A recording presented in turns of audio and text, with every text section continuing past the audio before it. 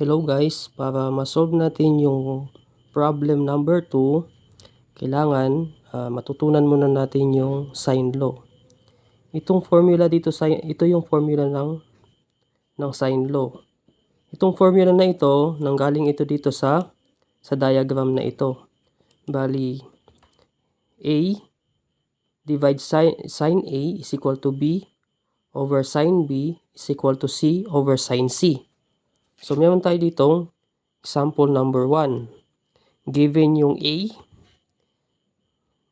given yung C, tapos given din yung angle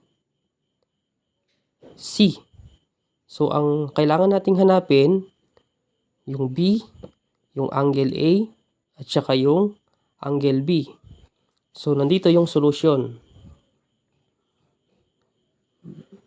Yung A, ang value ng A is equal to 6 over sine A. Ito yung hahanapin natin. Tapos, equal to B. Kailangan din nating hanapin yung B. Divide sine B is equal to 9 over sine over 80. Yung 9 dito, ito yung C. Tapos yung C dito, ito yung 80 degree. Pero lagi nating tatandaan, yung total na angle sa loob ng triangle is equal to 180 degree. Ibig sabihin, kapag mahanap natin yung dalawang angle dito sa loob ng triangle, pwede na nating i-add yung dalawang angle tapos i-minus natin yun sa 180. Okay. Hanapin muna natin yung sine A. Sine A is equal to 6 times sine 80 over 9. Dito tayo, ito yung kukunin natin, yung 9 over sine 80, cross multiplication lang yon.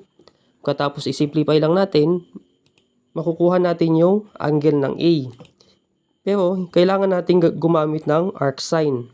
So A is equal to arc sine 6 sine 80 over 9. Gamit tayo ng calculator.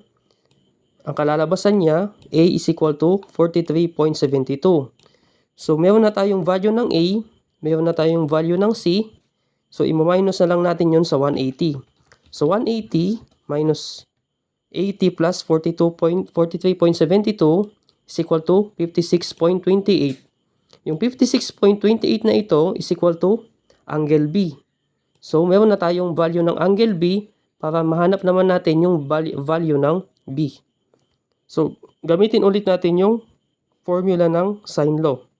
B over sine B is equal to 9 over sine 80.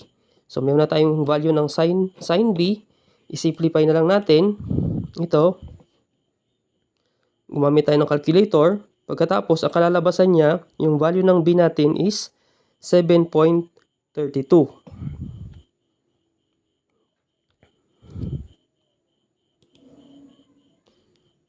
Kung meron kayong mga katanungan guys, mag-comment lang kayo sa baba.